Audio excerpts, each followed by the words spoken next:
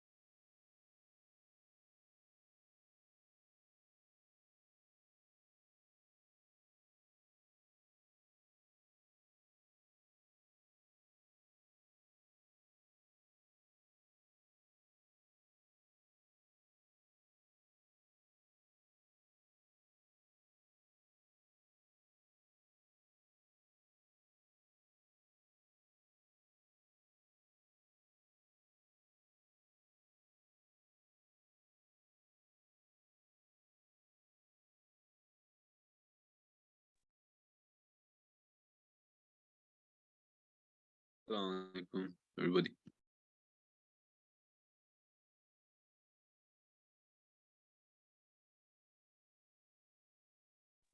Assalamualaikum. Assalamualaikum. Waalaikumsalam.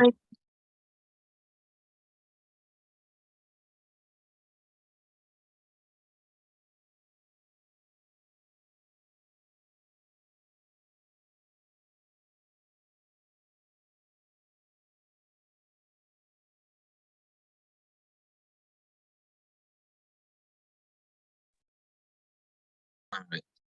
Bismillahirrahmanirrahim. So while I set up my screen, would anyone like to remind us what we were discussing last week? Your voice glitched. Is it still glitching? Can you guys hear me clearly, or it's good? Okay. Yeah, what I was asking is, can anyone remind us what we were talking about last week? Like the steps of prayer and where you need to look when you read namaz. So that was 2 weeks ago, right?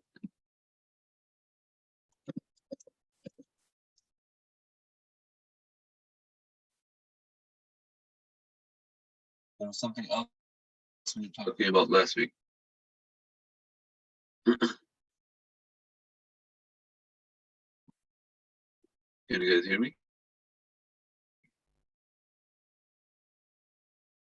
Anyone remember? What? Anyone remember what? We weren't here. Me, Funny and Zaffa, we weren't here last week, so we don't know what happened last week. Oh, okay. All right. Yeah. So anyone else who was here? Okay. Manur said we talked about madhabs. So, Manur, could you like just maybe in like 2 sentences, 3 sentences, explain what it is and anything you remember about it, about a madhab?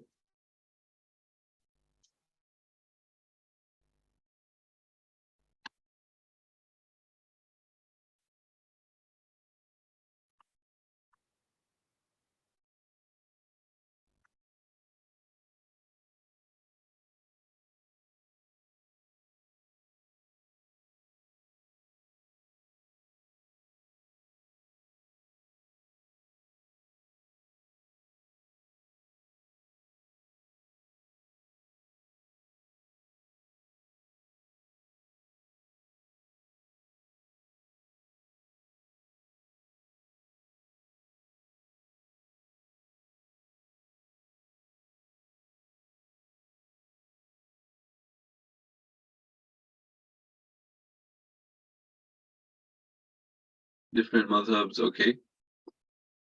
By the way, for those of you who are not here, Huzaifa, Murtaza, Faria, have you guys heard of the word madhab or know anything about it? I think I know something about it. What's that? Like, it's part of something of prayer.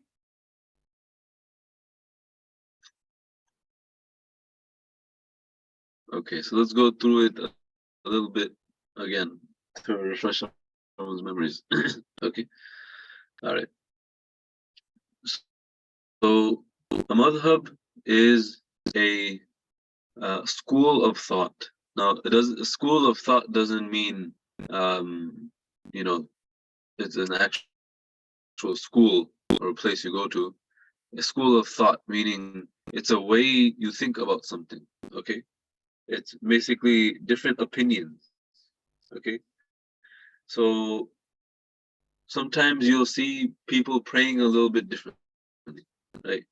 Sometimes you go in the masjid, and especially this is just a common observation. It's not like set in stone, but it's just common observation that if you go to a masjid and you see a person who is Indian or Pakistani, you'll see them pray a certain way. Sometimes you'll see someone who is Arab pray a different way. That's not because they're Arab or Desi. That's just because what is most common in certain countries is a certain madhab. Okay, so you'll notice. For example, um, if, if you go into ruku, do you guys usually raise your hands when you go into ruku, or you just keep them down and go straight into ruku? Them down. Just keep them down usually, right? Have you ever seen someone that when they go into ruku, like we say Allahu Akbar when we go into ruku, right? Have you ever seen someone who again raises their hand? They say Allahu Akbar, then they go into ruku. Yeah. Yeah. So did you ever think like, oh, why do they do that, or what are they doing, or why do we pray different? Yeah. Did you think that they're praying wrong, or what was your thought process? That they're just praying different? Yeah. I just thought that they were praying in a different way because they're from somewhere where I wasn't from. Okay, so yeah, that's kind of like how it is, right? So you guys, you'll understand that it's not wrong, right? But we talked about wudu, right? Some differences in wudu. So for you guys who are not here, so I mentioned there's the ayah in the Quran that mentions 4 things that you must do in order for your wudu to count, right? So number 1, I'm gonna type in the chat. Let me see if I can open a notepad or something.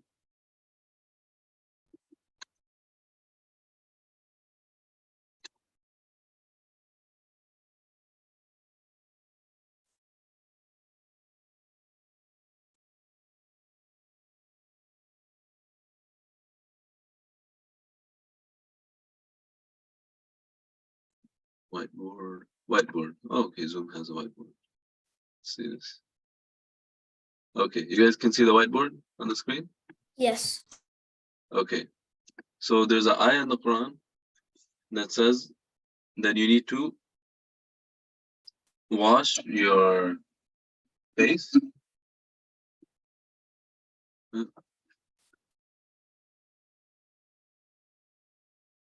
Next, your arms. Next,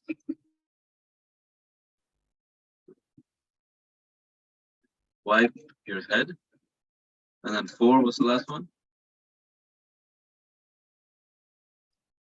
Wash your feet. Good. You put it. Is that okay? Right. These are the 4 things you have to do when you oh, I didn't know you guys had access to the whiteboard.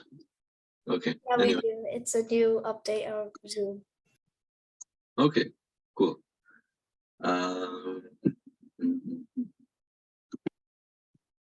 Okay. So face, arms, wipe your head and feet. Now I was asking the class last week, and I'm just doing this as a short review, that if you guys jump into a pool or jump into a lake, okay, fully, you like cannonball underneath the lake, so your whole body's underneath.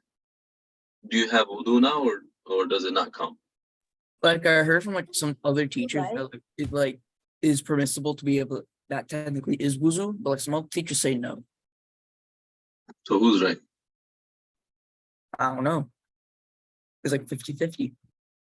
I think I it think counts because you're putting water all over your body and like you're cleaning yourself. It depends on the lake. If that lake is dirty, it won't count. But the lake was like clean and clear, then technically I think it would count. Okay. I So think, yeah, go ahead. I think that like if you need purified water to clean your body and soul, so like When we use the water from the sink, that water is not purified. it You depends can't on make wudu. the water if it's good or bad. So what is sink water?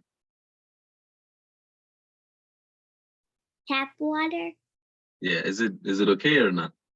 Yes. Oh, yes.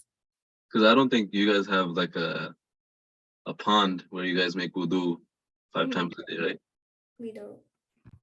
Yeah. So just we're not going too much into detail on the types of water, but as long as it doesn't have like meaning you look at the smell, the taste, and the color. So if 2 of those things are like different or changed, then you wouldn't be able to use that, right? Like if you add a little ruh afza to water, now that's not water anymore, right? So otherwise before that it was fine to make wudu. So let's see. So what you guys are doing right now is you have this question, right?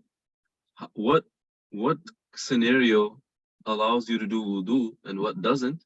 And you guys are thinking of different scenarios and you guys are trying to bring your own evidences, right? That's what we just saw. And Murtaza said one reason, Farias said one reason, Hudayfa said one reason, right? So that's why there's differences of opinions. Because sometimes things are not really clearly mentioned, right? So you have in the Quran, you have these details that wash your face and arms and wipe your head and wash your feet. I did not mean to write feet. Okay.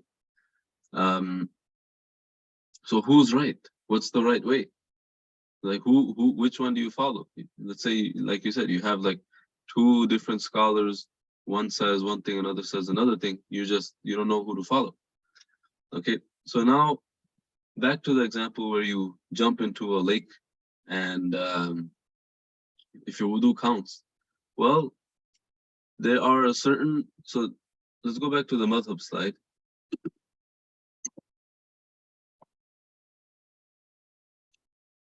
I'll just share my screen, make it easier. Okay, so 4 madhabs. Okay,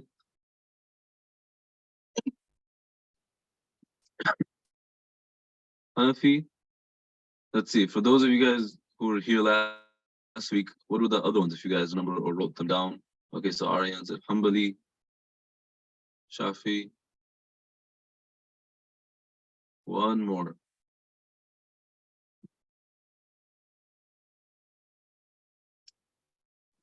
Maliki. Okay, these 4 madhabs. Okay, good, Manu. Yeah, Maliki. So these, what are these 4 madhabs named after? Types of days. So what is a Hanafi day?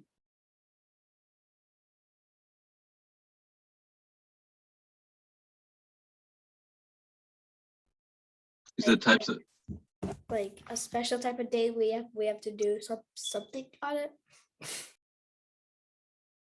okay, I'm not sure exactly. You might be confusing that with something else. So these madhabs are named after 4 scholars, 4 imams in the past. Okay, so yeah, very good. Named after scholars. So let me go back to our whiteboard. Where's the whiteboard?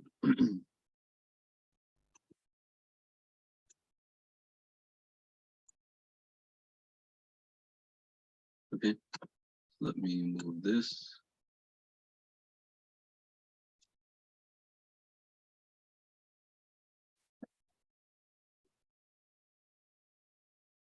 So I'm gonna write the 4 imams' names down, and you're gonna try to match it up with the madhabs. Okay.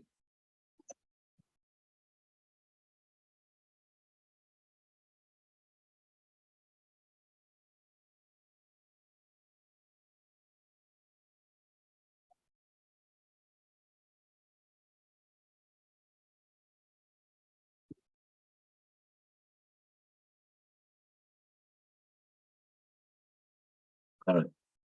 So let me try to split What this. is the first one? Hanafi? Very good. Second one is Maliki. Yeah. Third one is And third one. One Shafi. is Safi.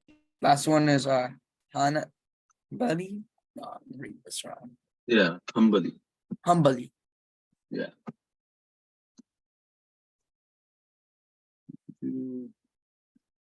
There you go. Very good. So why were they named after it? So for example, let's say like Murtaza, you had one opinion on wudu, right? And let's say who did I just say? Murtaza, right? And let's say Huzaifa, you had a different opinion on wudu. Okay. And let's say it's not just about your different opinion on wudu, it's why you have a different opinion, right? It's one person reads the Quran and they say, well, you have to take everything literally, okay? Meaning you're not gonna take metaphors or things like that, okay? So every ayah in the Quran, they're gonna read in that way. And then another scholar says, no, we have these set of rules in order to understand the different rulings, okay? So they have 2 scholars who not just they have different opinions on things, they have a different way of understanding rulings. In Okay. doing things. Yeah, they have not just doing things, but different way of understanding the Quran, different way of understanding the Hadith, right? Because like I said, what does the Quran say? The Quran says to do these 4 things. Okay. Now, one of the imams. So let me ask you guys, I asked the students last week. I want to ask you guys again that if someone washes their hands and then their mouth, nose, face, and then they take a break. They go, they dry themselves, they take a break, they take a snack, and then they come back and they finish the wudu. They start again from their arms, and then head, feet. Does that wudu count? No. Okay, Murda says no. No. Wait, Okay. actually, yeah, because. Okay, so we have a difference of opinion. And now what both of you guys have to do is you have to defend the opinion that you guys are thinking of. Okay, so let's say, who said the first one? Was it Murtaza? Yeah, I said no. Okay, so why do you say no?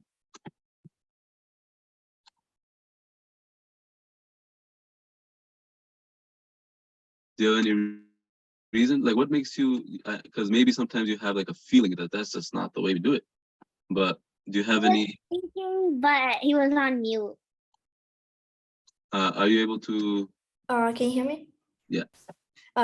So because he halved the wuzu, and then when he halved it, he went to go eat a snack, meaning he got his hands dirty, and then he continued it off with his arms, and then they finished it with like, and I think that he should do it like we should do it like the whole way, which is like cleaning your entire body and cleansing your entire body, and then going to go do namaz and then those stuff, instead of just separating it and then getting your hands dirty and then. what if you use the fork? I don't know then. Then maybe like, then still I think that people should finish the entire the entire wudu, and then like, because So are you saying what people should do, or because we're talking about what counts? So maybe you're right that people should do the wudu I altogether. think that your wudu would count if you did the entire thing fully, and I think that it won't count if you just half it up and then you go do this and then you go Okay. do that and then you do the wudu. Okay, so we have one opinion and we have one set of, you could say, argument for it. Now, who was it? Faria, you said that it would count? Yeah, because if you did wuzu but felt hungry and then like ate a snack, and like you could just restart your wuzu. No, but we're saying you don't He restart. didn't. Yeah, we're saying that you do have to do, you go take a break, come back and do the other half. And then that doesn't count. Doesn't count.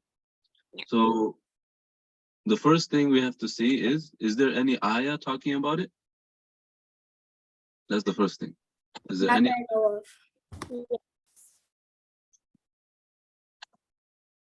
The second thing is there any hadith talking about it? Right?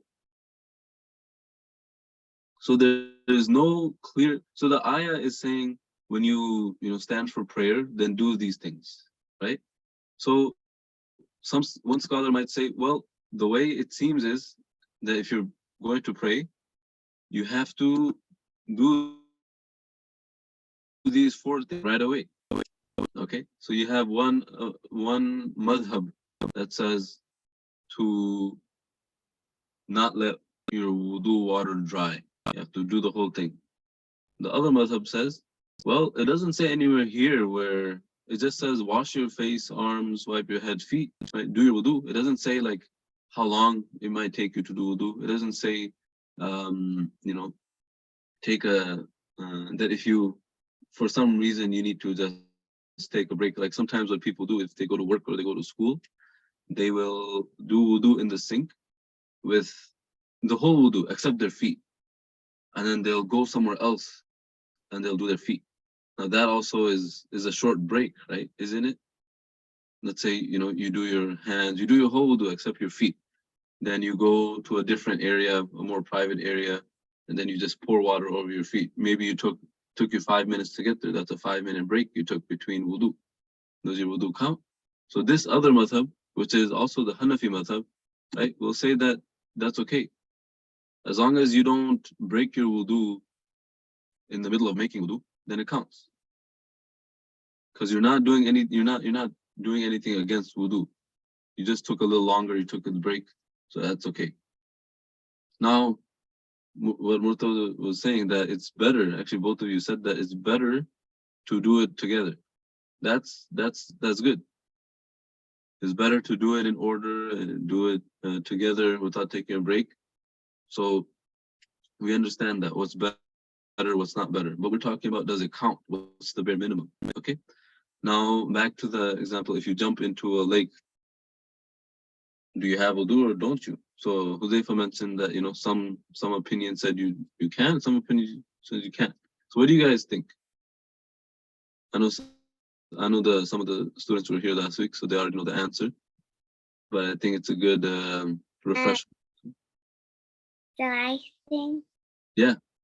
Well, I think that it does count because you have to use purified water. Because if the lake was purified, then like it's fine. Like cover yourself in water, but you have to do the steps. So I don't think you're having wudu. Okay. By the way, for purified water, it doesn't mean it has to, you know, like the water that says purified water and natural spring water. That doesn't matter. It just has to be pure water, not purified, like with a filter. It has to be pure water. That just means that it can't be like dirty, you know, it can't be, you know, like it can't be water where like animals are nearby and they're like, you know, using the bathroom in the water and all that stuff. So regular sink water, or you go to a lake, you go to a pond, you know, like a small pond, you can make wudu from that. Yeah, as long as you don't see like you know, some animals that they use the bathroom in it or anything like that. Okay, so Arhan, okay, let's say Arhan has a reason why we still get wudu in this scenario. Yeah, Arhan, go ahead, and you can speak up if you like. Okay. So when you're like taking a shower, you basically get water all over your body. And that's kind of basically wudu. And same thing as swimming. So I'm guessing when you swim, you still get water all over your body. So you have wudu. Okay, yeah, that's a very good argument for why we would have wudu. What do you guys think? The ones who are saying that maybe you don't have wudu. If you're Yeah, like,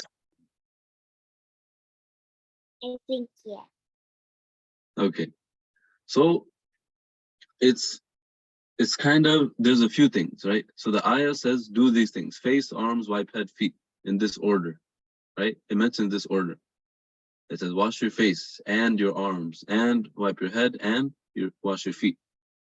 So if you like are jumping in a pool, sometimes you're jumping and your feet go underwater first, and then, you know, your arms, then your face, then the top of your head, right? If you're just jumping straight into the pool, so it's actually your feet first, then your head, then then your arms, then your face, then your head. So you're kind of going in a different order than these body parts are mentioned in the ayah. Okay, so now that I mentioned that, do you guys still think that you go into a lake, you go into a clean body of water, a clean pool, then your wudu will count? Because technically the order is a little different. Well, you are in water. That means you're covered in water. So, like, but you didn't do the step. But like, Okay. So that again, there's a difference of opinion. Some scholars say that you have to follow the order, right? So I believe it's Imam Malik. He said that you have to follow the order because the Quran mentions an order. But then Imam Abu Hanifa says you don't have to follow an order because the Quran just says do these things. It doesn't say you have to do it in a certain order. It mentioned a certain order so that, you know, it's sunnah to do in that order. It's better, you get more reward if you follow the order. But it doesn't mean your wudu doesn't count, right? So we all make wudu in the same order, all the madhabs. But when it comes down to scenarios like this, does your wudu count, doesn't it count? Then that's when, you know, they have these opinions. And their opinions, you could see, they're based on the way they read the ayah. one scholar is reading the ayah in a way that says the Quran says an order, so we have to follow it. Another scholar is reading the ayah saying the Quran says the order, but it doesn't say that you can only do it in this way. It's just listing them out. And the example I did last week is, if your parents give you a shopping list and they say, go to Walmart and get bread, and then go to Sam's Club, get milk, cheese, butter, and go to Target and get plates. Okay, they give you this list. So you get the list, and let's say you 3 siblings, Murtaza, Hudayfa, Faria, are together going shopping for this list. And Murtaza says, okay, we're gonna go to Target first. And then Faria says, no, we have to go to Walmart first because that's the first on the list. So do you think your parents will care where you go first? But Depends on the stores. yeah, it depends on what they want first. It depends on what they want from which store first. And which store. No, but you're just gonna take one trip. They say go to these 3 stores and come back. No, it won't Bring matter. these things. It won't matter, right? But they listed in a certain way. So why did they list it in that way? I think they listed it like so like they could have done like from the biggest store to the least biggest store, or the most expensive store to the most not expensive store, maybe like that. Or maybe they listed it in a way where you're gonna save the most time driving, right? Let's say it's a perfect The circle. smallest to the biggest, or the closest to the farthest. Yeah, let's say like if you went to Target and then you went to Walmart, then you went back all the way to Sam's Club. Let's say Sam's Club and Walmart are next to each other, right? So you go to Walmart, then you would go to Sam's Club, then Target, then back home, right? But let's say for whatever reason you went to Walmart, then all the way to Target on the other side of town. Then you came all the way back to Sam's Club, which is right next to Walmart. Then you came home. So that's the reason they gave that order, okay? Just for example.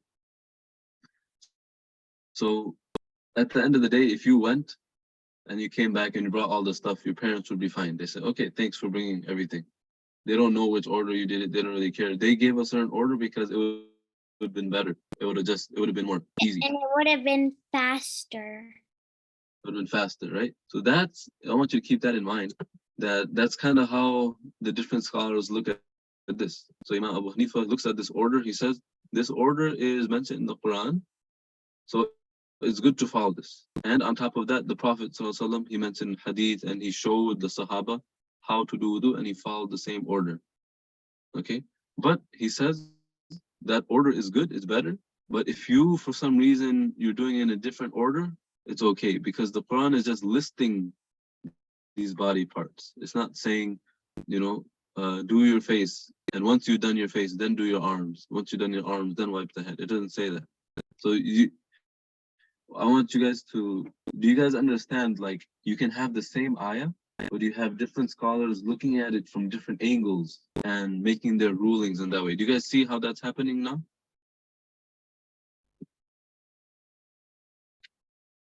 Yeah. Right? Yes. Okay. There's another thing that saying Ameen in the masjid. Okay, let me I keep forgetting to answer Alina's question. Can we use sand? So sand, does anyone know what it's called when you It's like if you don't have any water, you can wash, like It's do called tayammum. tayammum? Very good. Yeah. like Tayammum. basically you only use the like the dirt on any wall or something, and you rub it on your face and everywhere. So then you have wuzu, because technically you don't have any water with you. You can wash your do wuzu. Yeah. Like you just have to put your hand over it and like touch it a bit, and then you like put it on your arms and then around yourself. Yeah, so also the shower with cleanse wudu and there's no water anywhere, so you can use it. Yeah. So let me just keep this here. Tayammum is, like you guys said, when there's no water. Either, let's say, like you're on a road trip and there's just no water, or let's say you're at home and the water turned off and there's nowhere else you can go for water, for clean wudu water, for a long time, right? Let's say you Asr to Maghrib, let's say it's 2 hours, and for both those 2 hours, like there's no way you can find water, you can't ask anyone, you can't drive anywhere close by and get wudu water, then your only option is to do tayammum, right? Tayammum just means that you take either some dirt or some rock or certain things, you put your hand on it, and then there's a certain way to do it. I don't want to go into detail, but that's when you can do tayammum. And there's a certain way to do it. You just wipe over your face and arms. You don't have to do your head or your feet. Yeah. Another question is, shower count as wudu, shower count as ghusl. So when you do a shower, again, you just have to make sure that the body parts of wudu get fully washed, and you don't break your wudu in between doing those things, right? So you go into the shower, just take a normal shower, and you just have this checklist, right? Just have this checklist. Did I wash my face when I took a shower? Did I wash my arms? Yeah, usually you're gonna wash your face, your arms, your head, and your feet. You just have to make sure that those body parts, there's not any dry part missing that you forgot. But if you do all those things and you didn't break your wudu, right? Like, you know, if you're washing your face, your arms, and for some reason your wudu breaks in the middle of the shower, right? Then you have to make sure, oh, I have to do my face and arms again. So that's it. What else? What else? Okay, so this is what I wanted to talk. Now let me mention that how early these imams lived, like how long ago. Does anyone remember who was here last week? We weren't here. Yeah. So for those of you who were here last week, anyone remember? The question was, when did these imams live? Like how long ago? Like were they 100 years ago? Before that question, maybe the people who were not here yesterday, you could remember from the Sirah class, how long ago did the Prophet ﷺ live? 63 years. No, how long ago from now? Oh, How many years ago?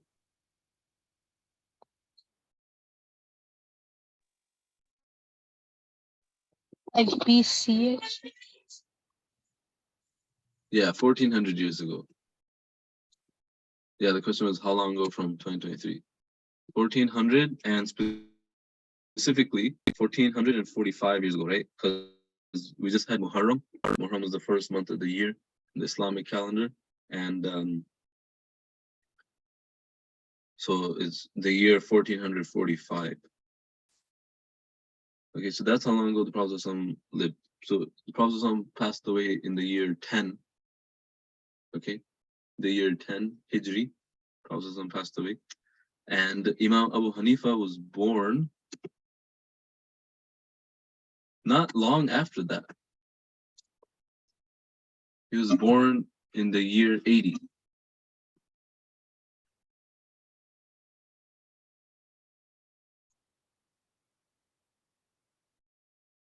So he lived also a very long time ago, right? He lived almost 1400 years ago. He lived about 1360 years ago, something like that. Yeah. Imam Malik, he was born a little bit after that. Imam Shafi was born the year 150. And that's actually the same year where Imam Abu Hanifa passed away. The same year he passed away, Imam Shafi was born. Imam Ahmad ibn Hanbal, he was born, I think, around a little bit after that. But he passed away in the year 200 something. Okay, so these scholars, let me just give you a little history lesson. That these scholars, it's not just that like they were the only scholars in the time and they had an opinion and everyone followed that. That's not true. You had so many different scholars who lived with Imam Abu Hanifa and they had different opinions. But what happened is Imam Abu Hanifa's, you could say, students, he had many students. And then after Imam Abu Hanifa passed away, they taught many students and they taught the students the same way, how to pray, how to make wudu, what to eat. We talked about, we had a good discussion about different types of food because that's something you also see in madhabs, right? So do you guys know about like crab and lobster? Can we eat it? Is there a difference of opinion? What's the deal with that? So this is the question for everyone because we talked about it last week, so you can review. So what do you guys have to say about that? Aryan, Manur. Is it halal or is it haram? Yeah. Like, can you Aryan say some allow you to eat any sea animals? Like fish. Yeah. But what about, you know, crabs? I don't think pets are halal because they could contain something in them that isn't good for us. But aren't they seafood?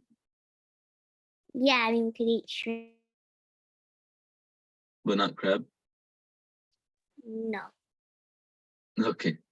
So again, there's different madhabs. There's different opinions. Okay. So Imam Abu Hanifa, so there's one, so whenever you have rulings, you have to see, is there an ayah of the Quran about it? Is there a hadith about it? That's what the scholars did. They didn't just, make up these rulings. They looked, is there an ayah about it? Is there a hadith of the Prophet ﷺ about it? Is there something the Sahaba said about it?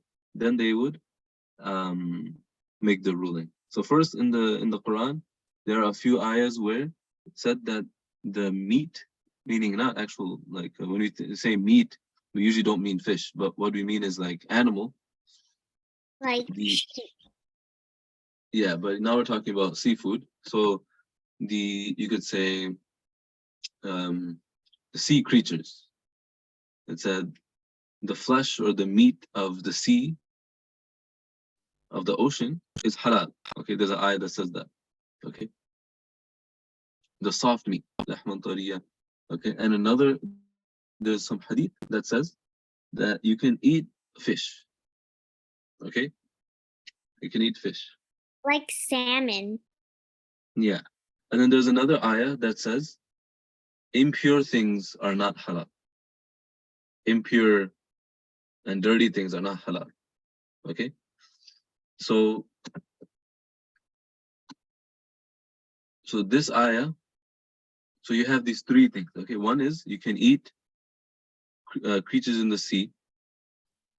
You have another ayah that says you cannot eat impure things, and you have a hadith that says you can eat fish. Okay, so that's what you have to work with. So what do you do? Okay, well, Imam Abu Hanifa said, well, the hadith says you can eat fish. So anything that is defined as fish, you can eat. But let me give you a little disclaimer that in Arabic, the word for, anyone know the Arabic word for fish? No. In Machli. Arabic, well, now you're going to Urdu. But samak, Is it samaka? yeah, samaka I think is like singular fish and samak is like plural. Or sometimes samak is just means one fish. But samak in Arabic, it means a fish or it includes also shark and it also includes shrimp. Okay, so that was their definition of samak. Now our definition of fish, if you study in school, is different, right? They have a whole like how are the bones, how are the gills, all those things. They won't really consider a shark a fish. It's its own category. They won't consider shrimp fish. That's just like the different definition across the different languages. But so now the Hanafi madhab says anything that's a fish you can eat, and they also include shrimp, but it's makruh, it's disliked, because there's another ayah. Remember that I said there's an ayah that says impure things are not permissible. So they'll say, well, although the shrimp and prawn is kind of like a fish, or is defined as a fish, it's still like it's not the cleanest thing to eat. They'll say it looks basically like a bug. They'll say it's like an insect, except it's just in the ocean. So they'll say, it's not the best thing to eat. Yeah, if you don't like it, that's good. Okay. The other madhab, Imam Malik and I think Imam Shafi also, they say that, well, the ayah says eat anything in the ocean. So any sea creature you can think of, they'll say it's okay. So you can say crabs, lobsters, oysters, clams, I think scallops, anything, all those things, they'll say it's okay. So now, what do you do? Who are you supposed to follow? One says that you cannot eat these things. Another says you can eat all of them. Who's right? Who's wrong? What do you guys think? No. Thing is not. Crab and lobster, you can't eat those. So what if someone follows Imam Malik and they say, well, he understood the ayahs and the hadith in this way, and he says that it's fine. Are they doing something haram or sinful in that way?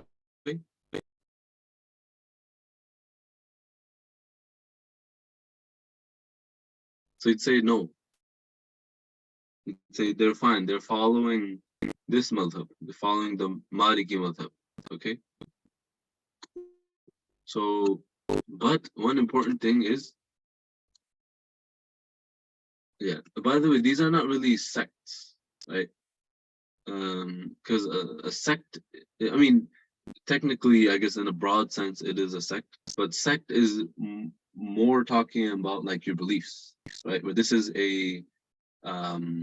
this is more of the practice. Beliefs, I mean, like, what do you believe in? Because some sects, they believe that, for example, Shias, they believe Ali radiallahu anhu was supposed to be the Khalifa, was supposed to be the leader of the Ummah after the Prophet. Or some of them even believe that he was supposed to be Prophet. Some of them believe that he was God, So that is a sect. But I'm just talking about what we usually call a sect. But yeah, technically it is a sect of fiqh, but we like to refer to them just as madhabs or different school of thought. So anyway, yeah, Sunni, Shia, Ahmadi, right, Qadiani, those things. Yeah. Let me go back to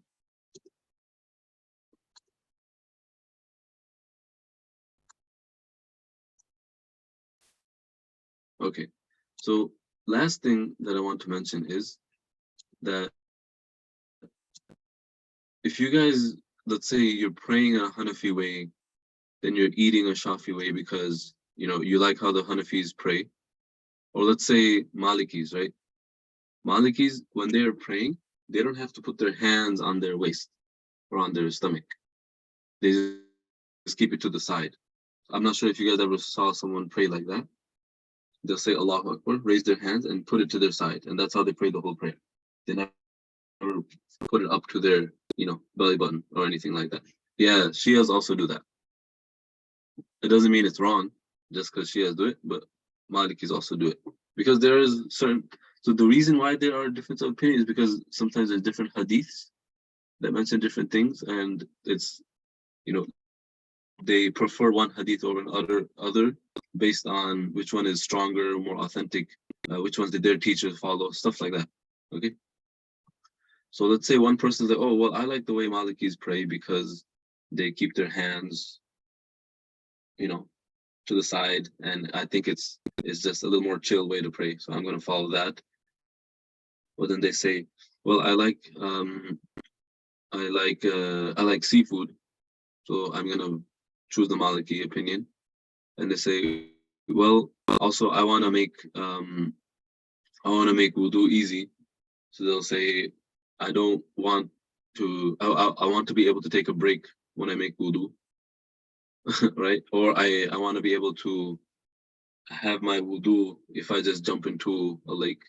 So they'll say we're gonna follow the Hanafi opinion for wudu. Although the Malikis would say that, you have to have, or I think it's the Shafis, they'll say you have to have intention when you make wudu, right? Let's say if you just jump into a pool, you don't have any intention, oh, I'm making wudu, you still have wudu, according to Hanafis. But according to the other madhabs, you have to have intention that you're making wudu, and then you can go into the pool or whatever. But if you don't have intention, you jumped into the lake, you got out, they'll say you don't have wudu because you didn't make intention. Does everyone understand that point about intention? Yeah. Yeah. So you can't just like pick and choose whatever opinion you want, because now who are you following? You're not following a scholar. You're not following like a set of rules. You're just following whatever you want. So you can't just pick and choose and say, I'm gonna do this, that, because it's all okay. You have to kind of stick to one, because that just keeps it consistent. Let me give you an example, right? In the Shafi madhab, if a man touches the hand of a woman, or a woman touches the hand of a man, then their wudu will break. Okay? In the Hanafi madhab, it doesn't. Okay? And then a second thing is, if you bleed and the blood like flows from the cut, like the drops of blood flow and they move away from the cut, then in the Hanafi madhab your wudu breaks, in the Shafi madhab it doesn't. Okay? So now what do? Let's say,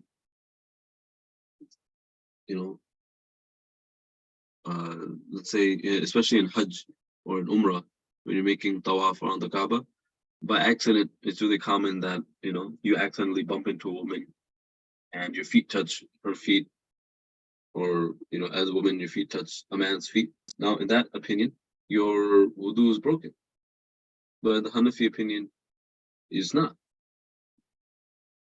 So you have to, be consistent.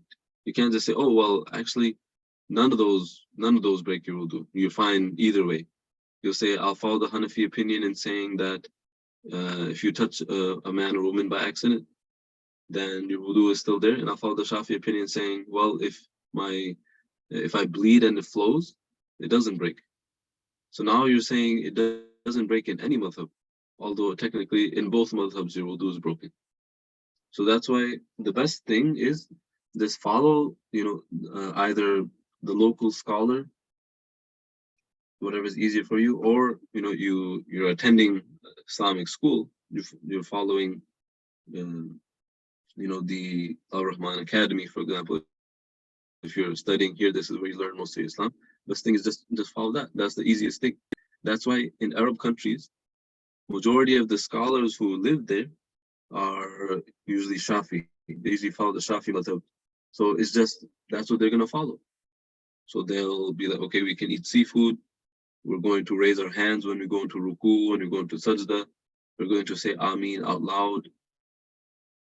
We're going to, consider our wudu broken if a man or woman, including husband and wife. Let's say even if a husband and wife, they accidentally touch their hands, then their wudu is broken. They'll say we're going to follow that. Whereas if you are pretty much grown up in an Indian or Pakistani or even a Turkish household, you have the way that you guys are, the most common ways that you know how to pray and make wudu and what is not allowed to eat, etc. So that you just stick to that. Like me personally, I learned and grew up and studied with Hanafi school of thought, and I pray and all those things the way they do.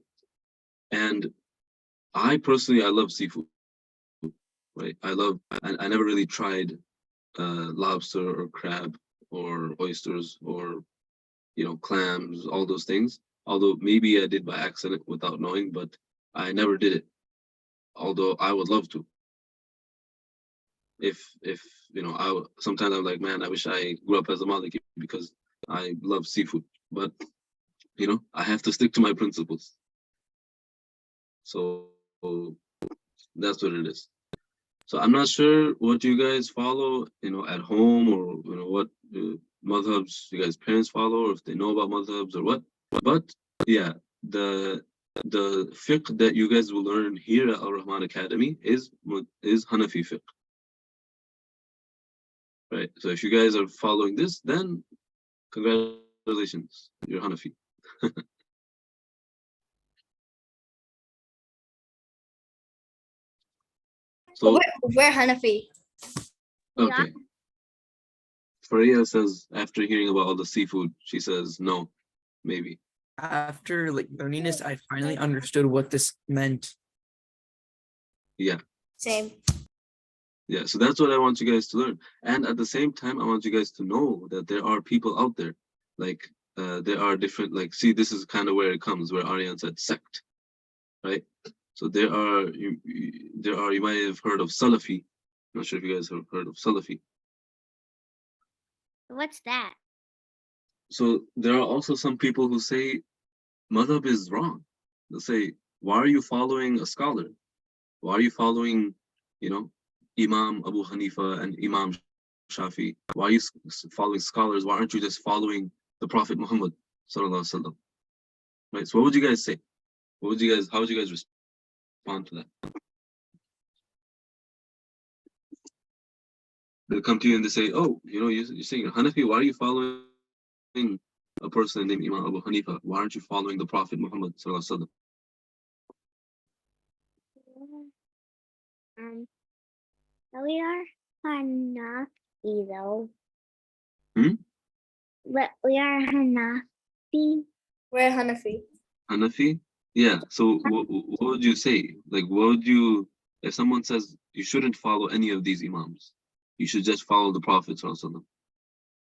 Well, they did work with Prophet Muhammad sallallahu. Technically, I don't have any decision. That's my parents, not mine. So I'm like, True. No, that's true. That's true. But we want to think, right? We want to be able to understand why we do these things. So if you guys see Aryan's chat, Aryan made a good point. So he said these imams interpreted the Prophet's message, and we follow what we see as best, right? So although these scholars, they lived after, by the way, there were Sahaba who lived the same time at the Prophet ﷺ, or right after they passed away, and they had difference of opinion. They had difference of opinion on certain things. So it's not wrong to have a different opinion. It's just and again, we see how they interpreted the ayah and the hadith, but they're interpreting it because they have so much knowledge, because they had knowledge of Arabic, they had knowledge of fiqh, they had knowledge of tafsir, they had knowledge of hadith, of the life of the Prophet ﷺ. They had so much knowledge that they were able to read an ayah and say, this is how we're gonna interpret it. Whereas someone like you and me, our Arabic is not at that level. And even if the Arabic is at that level, our knowledge is not at that level, right? They spent, basically from the time they woke up to the time they sleep, just learning and teaching about Islam. And they were very early, meaning they lived very close to the Prophet ﷺ. Whereas we live almost 1.5 millennium after the Prophet ﷺ passed away. So they were very close. So that's why, even if we have our own feelings, like, oh, I think seafood should be okay, or I think this should be okay, whatever, we have to just stick. We say we grew up and we followed this madhab, so we're just gonna stick to it. You're gonna accept it fully, right? So same thing for Shafi. If someone follows Imam Shafi's madhab, perfectly fine. But you have to say, you can't just take like 50%. Say, oh, I think, he's right 50% of the time, and the other 50%, I'm just gonna choose the Hanafi side. No, if you're following a scholar, that means you trust them. That means for things that you can understand, you're following them, and things you don't understand, you still trust them and you follow. Okay, so the best thing, like Murtaza had a good comment, like, I don't have a decision. I don't have a decision. I just follow my parents. Yeah, well, if your parents are Hanafi, then follow them. And if your parents turn out they say they're Shafi, then follow them. Don't just pick and choose and make a mess of your religion. But also know that it's okay to follow one of these. It's not like Aryan said, that these imams, they represented and interpreted the sayings of the Prophet ﷺ and the hadith of the Prophet ﷺ and the ayahs in the Quran. Okay, that's it. Any questions about madhabs?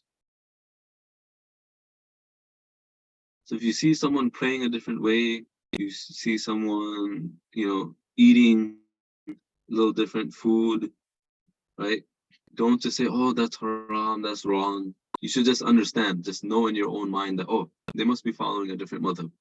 It's not always the case, because sometimes there are people who are just way out there, who they just kind of do whatever they want. They say, oh, everything's okay. So that's different. That's a different thing. But we're talking about within the madhabs.